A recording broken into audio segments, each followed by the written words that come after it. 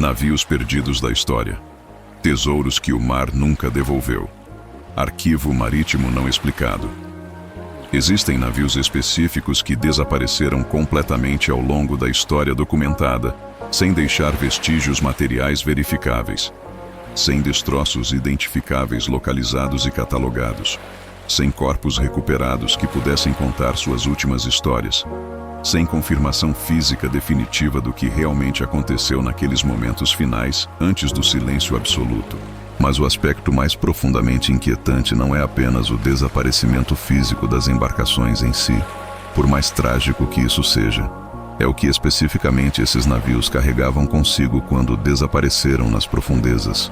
E o fato perturbador de que, séculos completos depois, décadas de buscas organizadas e tecnologia moderna de exploração submarina, o oceano ainda não devolveu absolutamente nada verificável. Bem-vindo de volta ao Marinheiro Insone, onde hoje investigamos não naufrágios comuns, mas desaparecimentos que parecem deliberadamente completos. Hoje vamos falar de embarcações históricas específicas que literalmente moldaram o mundo moderno, carregaram riquezas economicamente incalculáveis, mudaram permanentemente o rumo político e cultural da humanidade e simplesmente sumiram como se nunca tivessem existido. Navios que continuam oficialmente perdidos e que talvez, de formas que não compreendemos completamente, não queiram ou não possam ser encontrados. Se você busca entender por que certos desaparecimentos parecem mais completos que outros, deixe seu like agora e se inscreva no canal, porque toda semana exploramos os mistérios marítimos, onde a ausência de evidência se torna evidência de algo maior. Durante os séculos XV e XVI, período histórico conhecido como Era dos Descobrimentos, o oceano não era simplesmente caminho de transporte entre continentes. Era literalmente cofre flutuante protegido apenas por madeira, velas e sorte.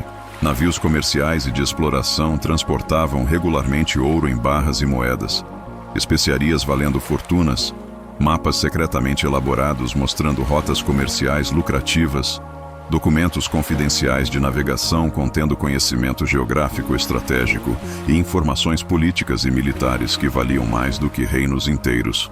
Perder um único navio significava consequências devastadoras. Significava perder poder econômico imediato, perder riqueza material que financiava guerras e exploração.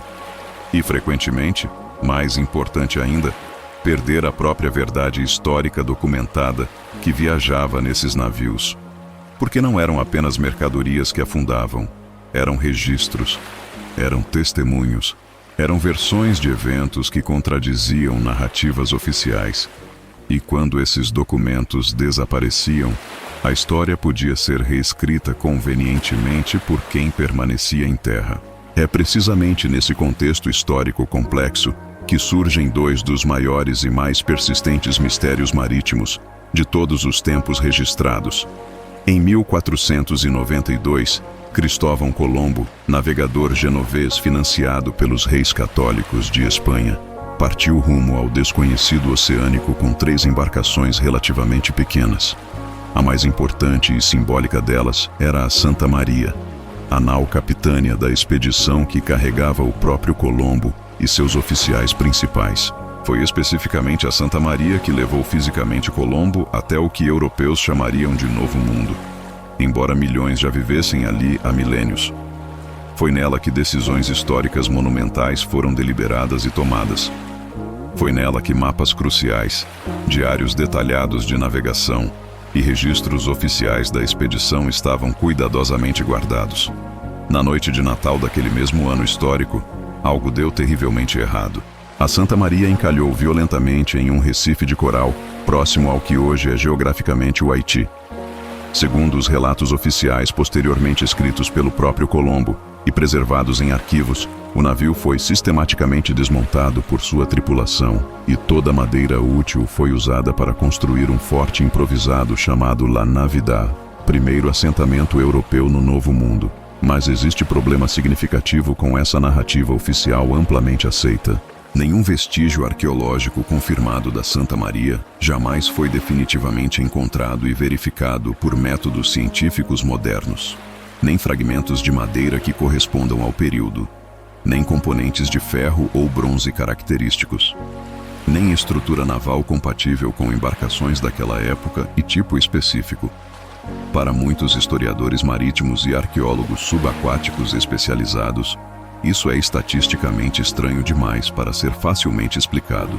Um navio daquele porte considerável, construído com técnicas específicas da época, deveria necessariamente ter deixado rastros materiais claros e identificáveis, madeira preservada em condições anaeróbicas, metais que resistem à corrosão por séculos, lastro de pedra característico, algo tangível e verificável. Alguns pesquisadores céticos da narrativa oficial acreditam que nem tudo foi realmente desmontado conforme Colombo registrou. Outros defendem teorias de que Colombo deliberadamente escondeu componentes importantes ou documentos específicos antes do suposto desmonte, possivelmente enterrando-os em localização não registrada. Por quê? Mapas que mostravam descobertas não oficialmente reportadas, registros de navegação alterados para proteger rotas secretas, evidências de que já sabia mais sobre geografia do Atlântico do que admitia publicamente, ou documentos que simplesmente não deveriam cair em mãos de autoridades espanholas ou rivais portugueses. Múltiplas expedições arqueológicas ao longo de décadas tentaram localizar definitivamente a Santa Maria. Algumas alegaram sucesso, anunciando descobertas com fanfarra midiática. Mas análises científicas posteriores sempre revelaram inconsistências, datas erradas no carbono, tipos de madeira inadequados, construção incompatível com técnicas navais do período. Até hoje, a localização exata e verificável da Santa Maria permanece mistério não resolvido. E com ela, potencialmente, segredos sobre o que realmente aconteceu naquela primeira viagem histórica. Se a Santa Maria carrega simbolicamente o mistério do início da expansão europeia, outro navio carrega literalmente o mistério da riqueza absoluta e poder econômico concentrado. O Flor de la Mar era navio português considerado na época um dos maiores, mais bem construídos e mais valiosos de toda a frota comercial e militar lusitana. Em 1511, após bem-sucedida conquista militar do próspero Sultanato de Malaca, importante centro comercial do Sudeste Asiático, o Flor de la Mar foi carregado com um dos maiores tesouros materiais já reunidos em uma única embarcação na história documentada. Ouro em quantidade estimada em toneladas, joias de valor incalculável saqueadas de palácios, artefatos religiosos e culturais inestimáveis, especiarias raras valendo fortunas nos mercados europeus e documentos políticos sensíveis sobre alianças e traições na região. Era literalmente fortuna material capaz de financiar campanhas militares inteiras, sustentar economicamente um império colonial por anos e alterar permanentemente equilíbrio de poder na Europa. O Flor de la Mar partiu de Malaca rumo a Portugal, carregando essa fortuna e transportando oficiais importantes que haviam participado da conquista, e nunca chegou ao destino. Nunca foi visto novamente por testemunhas europeias confiáveis. Durante passagem pelo traiçoeiro Estreito de Malaca, região conhecida por correntes imprevisíveis e tempestades súbitas, o navio desapareceu completamente. Relatos vagos mencionam tempestade violenta. Alguns sobreviventes alegados chegaram posteriormente a Portos, mas suas histórias eram inconsistentes e contraditórias. Nenhum destroço foi definitivamente confirmado através de arqueologia. Nenhuma porção significativa da carga foi oficialmente recuperada e catalogada. Nenhum registro conclusivo detalhando exatamente o que aconteceu foi preservado em arquivos portugueses. O que torna o caso ainda mais historicamente inquietante é que literalmente centenas de expedições bem financiadas, algumas patrocinadas por governos e outras por caçadores de tesouro privados, já tentaram sistematicamente encontrar o Flor de la Mar ao longo de 5 séculos. Todas falharam em produzir evidência definitiva. Alguns mergulhadores profissionais que participaram de buscas na região relatam experiências tecnicamente inexplicáveis. Instrumentos eletrônicos de navegação que falham sem razão aparente. Equipamentos de sonar que produzem leituras contraditórias. Bússolas que giram erraticamente. correntes subaquáticas que mudam direção de formas não previstas por modelos oceanográficos. Outros falam de condições que parecem deliberadamente dificultar buscas, mudanças súbitas e localizadas no mar que forçam interrupção de mergulhos, visibilidade que deteriora inexplicavelmente. Como se, de forma obviamente irracional, mas psicologicamente potente, o oceano protegesse ativamente algo que não quer ser encontrado. Esses dois casos emblemáticos não são absolutamente isolados na história marítima documentada. Existe padrão estatístico perturbador quando analisamos desaparecimentos de navios ao longo de séculos. Embarcações históricas especificamente carregadas de poder político, informação estratégica sensível e riqueza concentrada parecem desaparecer de forma consistentemente mais completa do que naufrágios comuns de navios mercantes regulares, sem restos materiais localizáveis, sem confirmação arqueológica definitiva, sem encerramento histórico satisfatório. Como se certos segredos específicos fossem grandes demais, importantes demais, perigosos demais para retornar à superfície e ao conhecimento público. O oceano não apenas afunda fisicamente embarcações através de tempestades e acidentes, ele sistematicamente apaga histórias completas. Ele remove permanentemente evidências. Ele cria vácuos informativos onde antes havia registros detalhados. E talvez mais perturbador, ele faz isso de forma seletiva. Navios comuns são encontrados, destroços regulares são localizados e catalogados rotineiramente.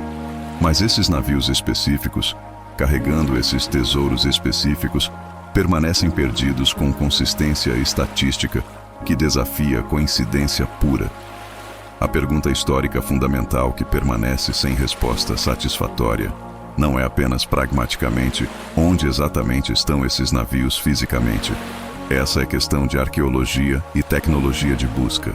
A pergunta muito mais profunda e filosoficamente inquietante é: o que exatamente eles levavam consigo que não deveria ser encontrado? Mapas detalhados que contradiziam versões geográficas oficialmente aceitas? Rotas comerciais secretas que dariam vantagem competitiva a quem as possuísse? Registros históricos de eventos que poderiam fundamentalmente mudar narrativas oficiais que conhecemos e ensinamos? Ou simplesmente tesouros materiais que, por razões políticas ou diplomáticas complexas, nunca deveriam ser legalmente recuperados porque criariam disputas internacionais impossíveis de resolver sobre propriedade legítima? Considere, por exemplo, o Flor de la Mar especificamente. Se seu tesouro fosse encontrado hoje, quem teria direito legal sobre ele? Portugal, que construiu e operava o navio? Malásia ou Indonésia, em cujas águas territoriais afundou? Descendentes dos povos de Malaca, de quem riquezas foram originalmente saqueadas? A questão legal seria pesadelo internacional. Alguns historiadores especulam que certos governos, conscientes dessas complicações, preferem que esses navios permaneçam perdidos, que buscas sejam discretamente desencorajadas, que descobertas sejam questionadas e desacreditadas antes de verificação independente. Talvez esses navios históricos estejam fisicamente intactos neste momento, repousando preservados no fundo do oceano em condições que impedem decomposição completa. Estruturas de madeira cobertas por sedimentos, compartimentos de carga selados, documentos protegidos em contêineres à prova d'água da época. Talvez tenham sido catastroficamente destruídos além de qualquer reconhecimento possível por forças naturais, espalhados por quilômetros de fundo oceânico, decompostos além de identificação, perdidos genuinamente para sempre. Ou talvez, e essa possibilidade é simultaneamente a mais irracional e a mais psicologicamente potente, o oceano tenha simplesmente feito o que sempre fez com eficiência implacável ao longo de milênios: guardar silêncio absoluto sobre o que escolhe esconder. Porque nem todo tesouro que afunda é ouro e prata. Alguns tesouros mais valiosos são informação. São verdades inconvenientes. São registros que contradizem poder estabelecido. E nem todo segredo histórico foi feito ou destinado para ser eventualmente encontrado e revelado ao público.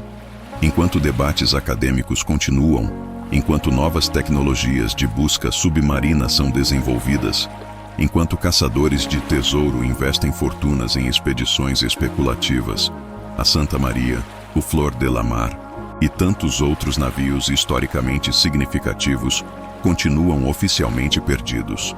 Continuam sendo pontos de interrogação em livros de história. Continuam sendo lacunas em nosso conhecimento coletivo. Continuam sendo mistérios que geram especulação, teorias e ocasionalmente obsessão. E o oceano, como sempre fez ao longo de toda a história humana registrada, simplesmente não responde às perguntas que fazemos. Não confirma, não nega. Apenas mantém segredos nas profundezas que ainda não exploramos completamente. Este foi mais um arquivo marítimo onde a ausência de evidência conta sua própria história perturbadora. Se essa investigação te fez questionar quanta história real permanece escondida sob as ondas, deixe seu like. Se inscreva no Marinheiro Insone para mais casos onde o que não encontramos é tão significativo quanto o que encontramos. E nos comentários, responda. Você acredita que esses navios permanecem perdidos por acaso, por condições naturais, ou porque certos segredos são protegidos deliberadamente? De onde você está assistindo? E se você pudesse escolher apenas um desses navios para ser encontrado amanhã, qual seria e por quê? O mar guarda muitas respostas nas profundezas inexploradas, mas algumas respostas específicas parecem destinadas a permanecer exatamente onde estão, longe de olhos humanos curiosos.